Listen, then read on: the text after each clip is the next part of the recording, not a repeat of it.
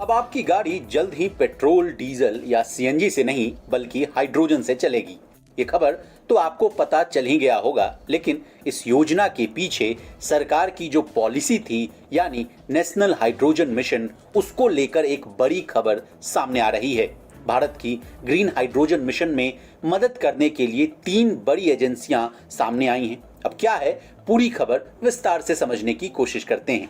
असल में Bharat green hydrogen का ग्लोबल हब बनने के लिए एक के बाद एक बड़ा कदम उठा रहा है, जिसे देखते हुए 3 बड़ी विदेशी एजेंसियों ने भी भारत को इस अभियान में मदद देने के लिए करीब 28 अरब डॉलर का प्रस्ताव दिया है।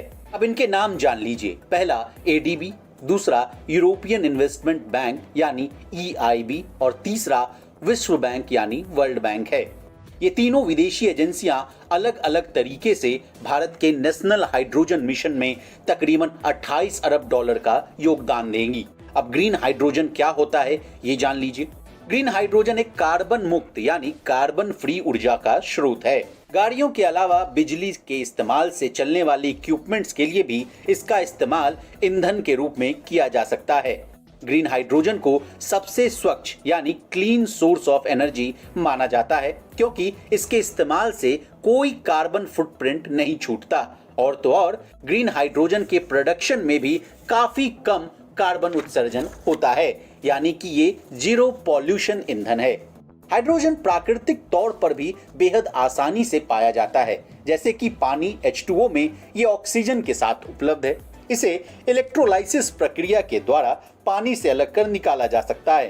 ग्रीन हाइड्रोजन का इस्तेमाल बढ़ेगा तो क्लाइमेट चेंज और ग्लोबल वार्मिंग से निपटने में भी मदद मिलेगी। अब सरकार का ग्रीन हाइड्रोजन मिशन क्या है, विस्तार से ये भी जान लीजिए। केंद्र सरकार ने इस साल के बजट में ग्रीन हाइड्रोजन मिशन की बात की थी, जिसका मकसद पेट्रोल, डीजल, कोयला जैसे परंपरागत ऊर्जा स्रोतों पर निर्भरता को कम करना है। साथ ही रिन्यूएबल एनर्जी पर जोर देना भी इसका दूसरा उद्देश्य है। नवंबर 2020 में पहली बार प्रधानमंत्री नरेंद्र मोदी ने रिन्यूएबल एनर्जी इन्वेस्टर्स मीट में रिन्यूएबल एनर्जी को लेकर अपनी बात रखी थी। इसके बाद वित्त मंत्री निर्मला सीतारमण ने 1 फरवरी 2021 को अपने बजट भाषण में इसका रोड मैप सामने रखा था। वहीं 2021 के स्वतंत्रता दिवस पर ही पीएम मोदी ने ग्रीन हाइड्रोजन मिशन की घोषणा की थी।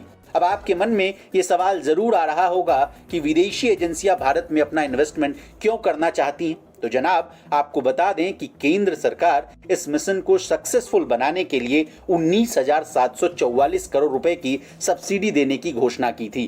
ग्रीन हाइड्रोजन के लिए सबसे जरूरी तत्व है रिन्यूएबल सेक्टर में बनी ऊर्जा, और भारत अभी दुनिया में सबसे सस्ती दर पर सौर ऊर्जा बना रहा है। यही वजह है कि विदेशी एजेंसियां भी यहां ग्रीन हाइड्रोजन से जुड़े बिजनेस में दांव लगाने को तैयार हैं।